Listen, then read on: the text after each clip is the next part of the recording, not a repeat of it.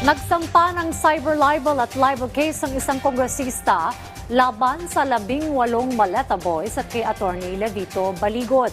Matapos siyang idawit sa mga umano'y hinatiran nila ng nakamaletang pera.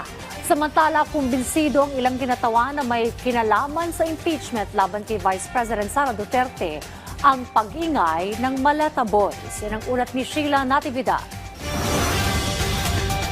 Hindi mga bayani, kundi mga biktima. Ito ang paniniwala ni ACT Teachers Party List Representative Antonio Tino na miyembro ng Makabayan Bloc sa tinaguriang 18 Maleta Boys at mga pabago-bagong testimonya nito hinggil sa paghahatid umano ng mali-maletang pera sa mga kongresista at senador na idinadawit sa maanumalyang flood control projects. May limitations yung magiging testimonya nila. Hindi sila malayang nakapagsasalita, kontrolado, merong direktor, may stage manager. So parang malinaw na gano'n ang nangyayari. Ang nakikinabang anya sa palabas na ito, walang iba kundi ang kampo ni Vice President Sara Duterte at mga kaalyado nito sa Senado.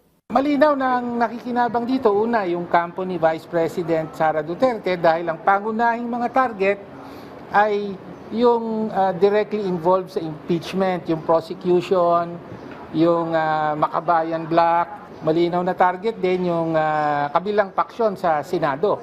No? Kaya sinalba yung mga kakampi, tapos dinidiinan yung mga nasa kabila. Sa mga pangalang inilabas kamakailan ng Maleta Boys, makikitang lumutang ang mga karagdagang pangalan at may ilan ding mga nawala. Katulad na lamang ni Senador Loren Legarda na ayon sa kanila, nagkamali lamang sa paglilista. Habang ang mga pinangalanan namang kongresista, karaniwan, mga miyembro ng House Prosecution Panel para sa nakaambang impeachment trial ng bise. Well, pinapakita talaga na adjustable at negotiable yung listahan nila ng mga tumanggap umano ng maleta. No?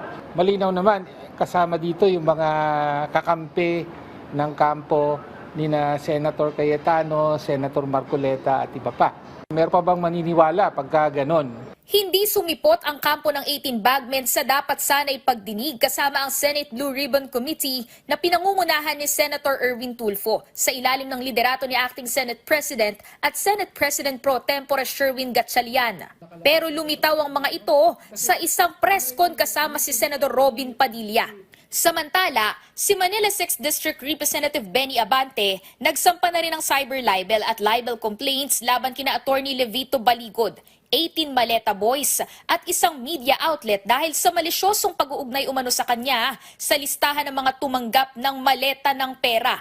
Kaugnay nito, iginiit ni Ombudsman Jesus Crispin Remulla na dapat magsumite ng magkakahiwalay na affidavit sang 18 bagmen dahil sinabi na rin umano ni Attorney Baligod na ilalahad ng kanilang kampo ang lahat ng impormasyon nila sa magiging investigasyon ng Ombudsman. Malabo man at pabago-bago sa ngayon ang mga testimonya ng tinaguriang 18 Maleta Boys, ayon sa mga mambabatas, isa lang ang nananatiling malinaw. Malisyoso at pawang mga kasinungalingan lamang anila ang paratang ng mga ito. Mula rito sa Batasang Pambansa, Sheila Natividad, para sa Bayan.